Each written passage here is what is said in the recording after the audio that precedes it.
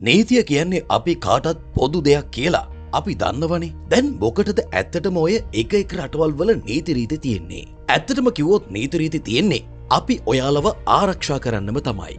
ඒ කියන්නේ නීති රීති වලින් අපි පුරවැසියෙක් විදිහට හැසිරෙන්න ඕන විදිහ, අනෙක් අයත් එක්ක ඉන්න ඕන විදිහ, කරන්න ඕන නොකරන්න ඕන දේවල් මොනවද කියන එක සම්බන්ධයෙන් අපිට හොඳ මඟ පෙන්වීමක් ලබා දෙනවා. ඒ කියන්නේ සමාජය සම්පූර්ණයෙන්ම ව්‍යාකූලත්වයකින් තොරව විනයකින් සහ පාලනයකින් යුතුව පැවතෙන්නටත් නීති අත්‍යවශ්‍ය කාරණයක්. හැබැයි එහෙම වුණාට සමහර රටවල් වල සමහර නීති රීති තියෙනවා මොකට හැදුවද කියලා හිතාගන්නටත් බැරි. ඒ තරමටම විකාර සහගතයි. ඉතින් අපි හිතුවා වෙන වෙන රටවල් වල ඒ වගේ විකාර නීති රීති තියෙනවද කියලා හොයලා බලන්න. ඉතින් එහෙම විකාර නීති රීති කිහිපයක් ගැන අපි දැන් කතා කරමු.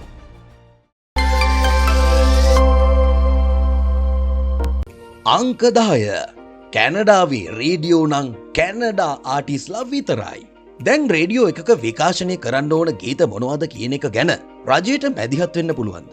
හැබැයි කැනඩාවේ රජයට පුළුවන්. කැනඩාවේ කොහොමත් ඔය ස්වදේශික හැඟීම තියෙනවනේ. කැනඩාවේ රේඩියෝ ස්ටේෂන් වල සඳුදා ඉඳන් සිකුරාදා වෙනකල් උදේ 6 ඉඳන් සවස 6 වෙනකම්ම ජනප්‍රිය ගීත විචාරය කරන කාලය ගත්තාම ඒකින් 35% හෝ ඊට වැඩි ප්‍රමාණයක කාලයක් වාදනය කළ යුත්තේ කැනේඩියානු ශිල්පීන්ගේ සහ ශිල්පිනියන්ගේ ගීත විතරයි. හැබැයි හිතලා බලනකොට මේක විකාර නීතියක් කියලා කියන්නවත් බෑ. මේකෙන් කැනේඩියානු ශිල්පීන් සහ කැනේඩියානු සංගීත කර්මාන්තයත් ආරක්ෂා වීම සිද්ධ වෙනවා. අංක 9. ජර්මන් හයිවේ එකක තෙල් නැති වෙලා නැවැත්තුවොත් දඩ. ජර්මන් ඔටෝබාන් කියන්නේ ජර්මනියේ හයිවේ සිස්ටම් එක. ආයිතින් ඇරලා 60ට 60 යන්න පුළුවන්. හැබැයි ඉතින් පැයට හැතැම්ම 100ක වේගයෙන් යන්න chance එක දීලා තිබ්බා වගේ නෙමෙයි. ගෙදරින් එළියට බහින්න කලින් බලන්න ඕනේ වාහනේ පෙට්‍රල් තියෙනවද කියලා. හේතුව මේකයි. මේ හයිවේ එකේ කොහේ හරි තෙල් ඉවර වෙලා වාහනේ නැවතුනොත් ඔබට විශාල දඩයක් ගෙවන්න සිද්ධ වෙනවා. එහෙම වාහනේ නැවතිලා තෙල් අරන් එන්න කියලා හිතාගෙන තෙල් ගහන තැනකට ඇවිදගෙන ගියොත් එහෙම ඒකටත් තවත් දඩයක් වදිනවා. ඇයි ජර්මන් හයිවේ වල එහෙම නීතියක් තියෙන්නේ? ජර්මනියේ විශ්වාසය තමයි ගෙදරින් පිටත් වෙන්න කලින් වාහනේ ලයිට් වැඩ කරනවාද, හුලං තියනවාද කියලා බලනවා වගේ තෙල් තියනවාද කියලා පරීක්ෂා කරලා තෙල් ගහන්න ඕනද කියන එකත් වාහනයක් මේන්ටේන් කරන වගකීමේ කොටසක් කියලා. බලනකොට ඉතින් ඒ නීතියත් එච්චරටම වරදක් නැහැ නේද? අංක 8. වැනීසියේ පරවියන්ට කෑම දුන්නොත් දඩ. වැනීසියේ ශාන්ත මාක චතුරස්‍රයේ සහ ඒ අවට එලිමාන් ප්‍රදේශවල පරවියෝ 10 ගාණක් ඉන්නවා. එක කාලයක් වැනීසියට එන සංචාරකයෝ පුරුදු වෙලා හිටියා මේ පරවියන්ට කෑම දාන්න. මේ පුරුද්ද නිසාම තව තවත් පරවිගහණය මේ එලිමහන් ප්‍රදේශවලට ආකර්ෂණය වෙන්න පටන් ගත්තා. එතකොට දැන් මේ ජනාකීර්ණ වීදිවලට සහ චතුරස්‍රවලට මේ තරම් පරවියෝ ආකර්ෂණය වෙනකොට වෙන්න පුළුවන් දේ මොකද්ද? ඔව්, ජරාව ගහන කරදරය. දැකලා ඇතිනේ කොළඹ එහෙම කොහොමද කියලා. ඉතින් මේ පරවියන් නිසා පරිසරය අපවිත්‍ර වෙන්න පටන් ගන්නවා. සාමාන්‍යයෙන් මේ පරවියන්ගේ ජරාව නිසා අපවිත්‍ර වුණු නගරය පිරිසිදු කරන්නට නගරයේ එක් පුරවැසියෙක්ගේ වසරකට යුරෝ 275ක් වගේ වැය වෙනවා කියලා තමයි ගණන් බලලා තියෙන්නේ. ඒ නිසා 2008 අවුරුද්දේ වෙනේසියේ පාලන අධිකාරිය ගෙනාව ආපූරු නීතිය. පරවියන්ට කෑම කැවීම හෝ කෑම දැමීම තහනම්. මේ නීතිය කඩ කරන කෙනෙක්ට යුරෝ 700ක දඩයක් ගෙවන්න සිද්ධ වෙනවා. හැබැයි ඉතින් බලාගෙන යනකොට මේ නීතියත් සාධාරණයි නේද? අංක 7. ග්‍රීසියේ ඇක්‍රොපොලිස් වල අඩිඋස සපත්තු තහනම්. දැන් අඩිඋස සපත්තු කියන්නේ කාන්තාවන් පළදින සපත්තු జాතියක්නේ. සමහර වෙලාවට බලාගෙන ඉන්න පිරිමින්ට හිතුණට කොහොමද දෙයියනේ මේ විදිහේ අඩිඋස සපත්තු දෙකක් දාගෙන ගෑල්ලමයි ඇවිදින්න කියලා ගොඩක් ගෑල්ලමයි ආසයි ඒ අඩිඋස සපත්තු සෙරප්පු දාන්න. හැබැයි එහෙම වුණත් ග්‍රීසියේ ඇක්‍රොපොලිස් වල නම් එහෙම අඩිඋස සපත්තු දාගෙන ගියොත් දඩ කන්න තමයි වෙන්නේ. මොකක්ද ග්‍රීසියේ අඩිඋස සපත්තු වලට තියෙන විරුද්ධත්වය? මෙහෙමයි. ග්‍රීසියේ ඇතන්ස් වල ඇක්‍රොපොලිස් කියන්නේ පෞරාණික බලකොටු පද්ධතියක්. එතකොට ඒ සීමාවේ ගොඩනැගිලි වල විතරක් නෙමෙයි පෞරාණික වටිනාකමක් තියෙන්නේ. ගල් අල්ලපු බිමක උනත් පෞරාණික වටිනාකමක් තියෙනවා. එතකොට තියුණු අඩි තියෙන අඩිඋස සෙරප්පු සපත්තු දාගෙන ඇක්‍රොපොලිස් වල ඇවිදිනවා කියන්නෙම ඒවල තියෙන තියුණු අඩි වලින් ඒ පෞරාණික වටිනාකමක් තියෙන තැන්වලට හානි පැමිණෙනවා කියන එකයි. ඇත්තට මේ ප්‍රදේශය අවුරුදු 2500කට වඩා පැරණි. එහෙම බලනකොට මේ නීතියත් ඇත්තටම වරදක් නැහැ නේද? අංක 6. ඩෙන්මාර්ක් වල පොදු ස්ථානවල වෙස් මූණු බැහැ. දැන් හිතන්න අපි වෙසක් එකට එහෙම පාරට බැස්සොත් කී දෙනෙක් ඉන්නවද වෙස් මූණු ඔලුබක්කු එහෙම දාගෙන. හැබැයි ඩෙන්මාර්ක් වල නීතියේ හැටියට පොදු ස්ථානවල ඒ විදිහට වෙස් මූණු එහෙම දාන්නට බැහැ. ඒක නීතියෙන් තහනම්. හරියටම කියනවා නම් මේ නීතියෙන් කියන්නේ පොදු ස්ථානවල Tamanගේ මුහුණු ආවරණය කරගෙන ඉන්න බැහැ කියලායි. ඒ කියන්නේ වෙස් මුහුණු, හෙල්මට්, ස්කාෆ් වගේ දේවල් විතරක් නෙමෙයි බොරු රැවුල් බොර්කා උනත් පොදු ස්ථානවල දාන්නට බැහැ.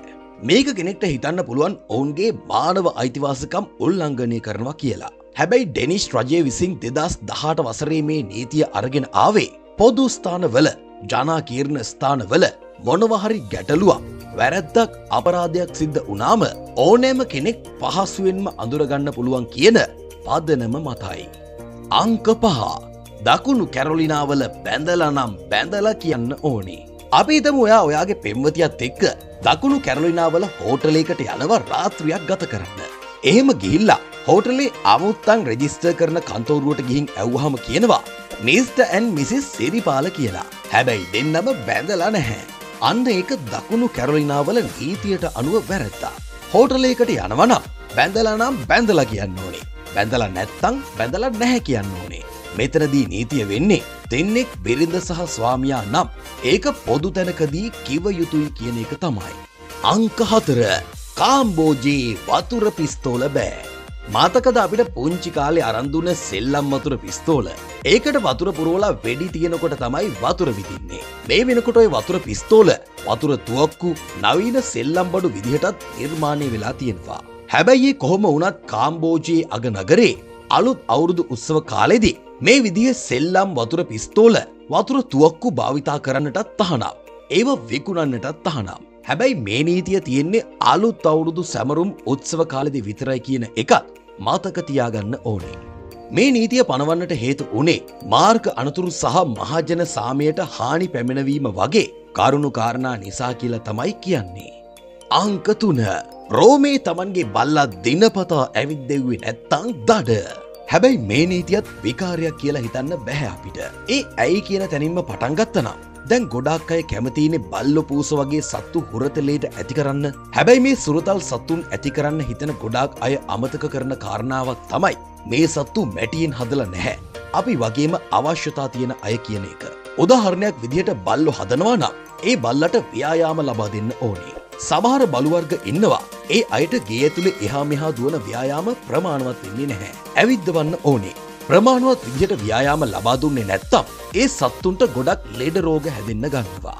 අන්න ඒක නිසා වෙන්න පුළුවන් රෝමේ නීතියක් තියෙන්නේ බල්ලොන්ව සුරතලයට හදනවා නම් දවසකට සැරයක් අඩුම ගානේ බල්ලව ඇවිද්දවන්න ඕනේ කියන එක. එහෙමත් නැත්නම් ඒ හිමිකරුවාට ඩොලර් 625ක දඩයක් විදින්න සිද්ධ වෙනවා. අංක 2 සිංගප්පූරුවේ චුයින්ගම් තහනම්. මේක නම් විකාර නීතියක් කියලා සලකන්නට බෑ.